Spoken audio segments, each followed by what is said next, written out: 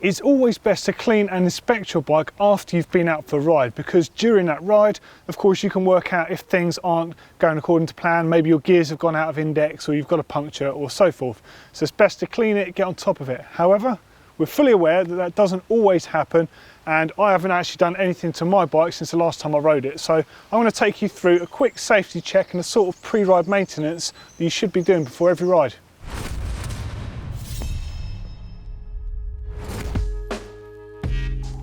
So first things first, you want to make sure your wheels are in your bike and they're secured correctly.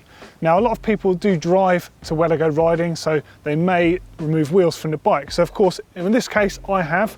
So I've got a QR15 on the front here, and I need to make sure it is tight and secure. Now, something that's really important to note with the QR15 system is when you're closing them, there should be resistance, but it shouldn't be difficult to close it. So it's got a cam, and like you see there, it firms right up, and then it's locked, and that's in a safe position. If you're having to like really push it in, it's digging into your hand, it's too tight and it's not in the right position. Likewise, if it's too loose and closes way too easily, that's not safe. To adjust it on these particular axles, you literally change the orientation of the nut here. It's got numbers on here, so you can correlate that to where it is, loosening and tightening it accordingly, and then nip this back up tight again just to retain that, and it keeps it in a safe position. With the RockShox Maxwell system, you can actually make the adjustment on the axle itself of the orientation of the lever in the closed position. Now, whilst you're at it, just make sure there's no sort of play in that wheel itself. If your bearings are on the way out, you don't really want to ride them when they're loose, because you do disintegrate them faster. It's something that does need addressing. Now, most modern bikes do have cartridge bearings which are easily replaceable. However, you might have hubs that have got traditional cup and cone. And if you've got cup and cone, they do tend to last longer, but they have to be adjusted correctly. And if you ride them loose, you will destroy them. Now, mountain bikes do take a lot of stick when you're out on the trails, especially if you're not too easy on the bike, you like your jumping and your rough trails. So it is a good idea just to have a quick feel of the spokes, make sure none of them are abnormally loose. You can do this in pairs, work your way around the wheel, just make sure they feel fairly even. Occasionally, and more likely on the back wheel, you might find one that's really loose, and if that's the case, you do need to nip that up tight, and also pay attention to the actual condition of the wheel itself, because if it's badly buckled, then it will need repairing. Now, of course, you need to make sure that front and rear axles are sufficiently tight and the axle orientation is in the correct place. So usually you can get away with your lever facing forwards. It's neat, it's into the frame, it's also protected from when you crash. If it's hanging out the back, it's not quite in the best position. However, in my particular case, the chainstays on my Scott are quite short, my cranks are quite long, they're 175, and I've got quite big feet. Now, because of that, when my crank is in the rearward position, my ankle quite often clips that, and the back of the shoe can actually loosen that. So it's not actually the best position for me. So it's important to just factor things in for your particular bike. Now, I like to run mine all the way to the rear. It's tight, it's doing its job, but also it does mean that I'm only going to hit this, if anything at all. Now, it's quite rare that that does happen on a bike, but like I say, it is worth factoring in. Now, the next thing you just want to check is your tyre pressure. Now, some people just inflate the tyres, fit and forget sort of thing, but actually it makes a big difference to the way that you ride your bike. I can't recommend enough trying to find a pressure that works well for you, and take note of that and get to know it by feel. Now, I tend to run about 26 in the front, about 30 in the rear. I'm quite a tall guy, I'm fairly heavy, so that works quite well for me in most conditions. In the winter, I will lower it, but as a rule of thumb, they're pretty much always going to be 26 to 30, and I tend to know that by feel now.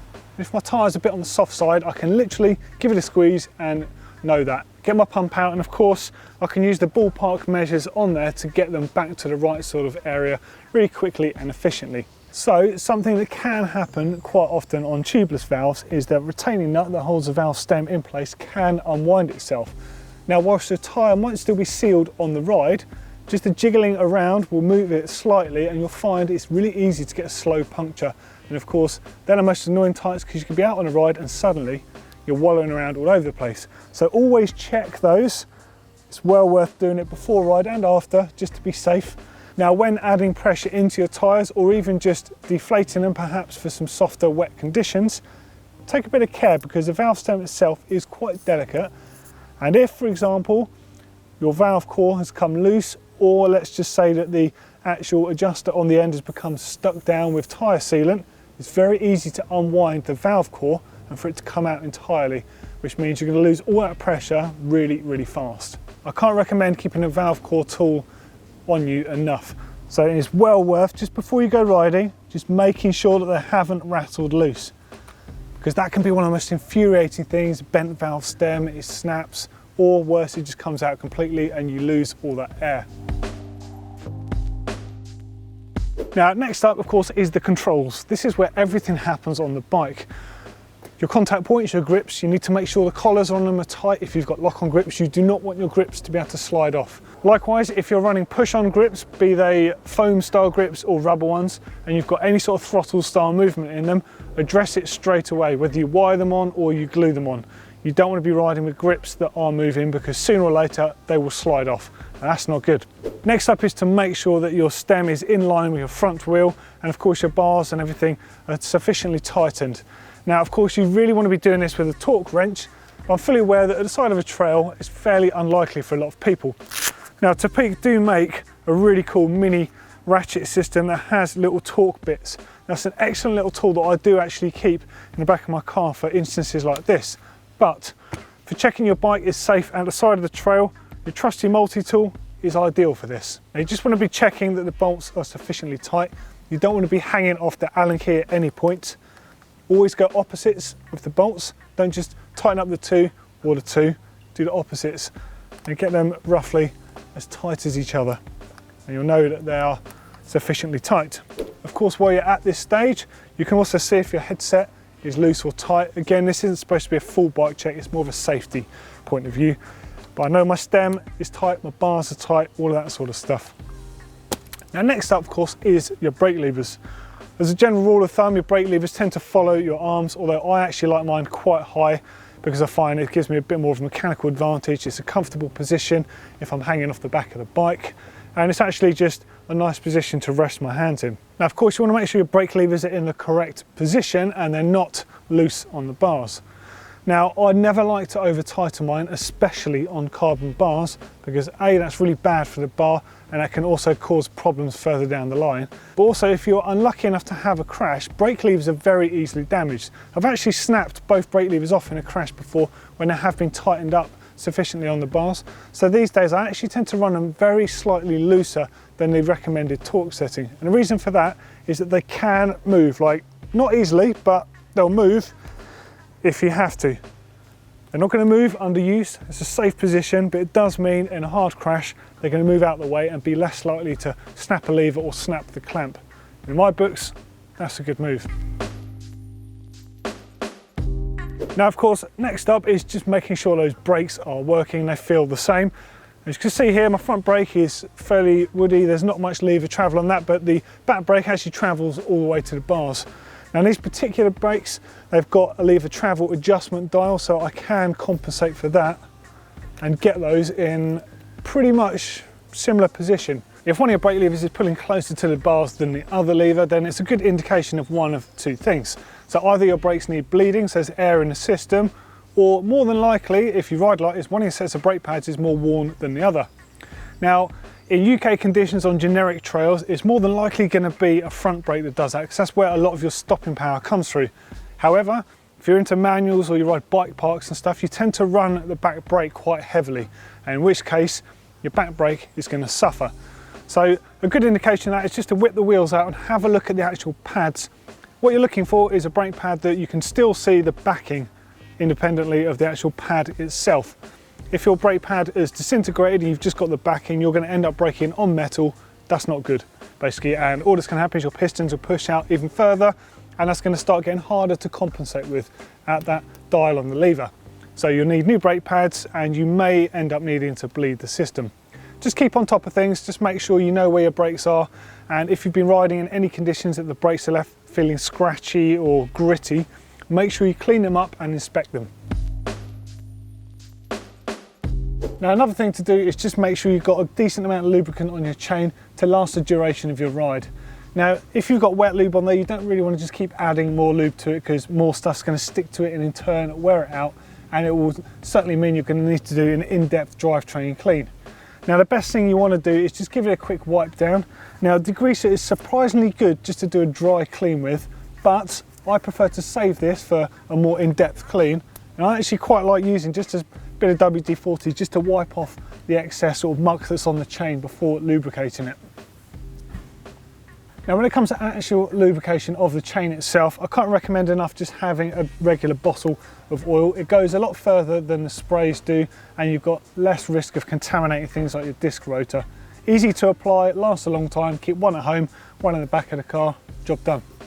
Now, which type do you use, wet or dry? Now, I can't recommend dry enough. So whilst the wet stuff does really work as far as lubrication goes, it also does draw a lot of other stuff onto your drivetrain, which in turn will affect shifting performance.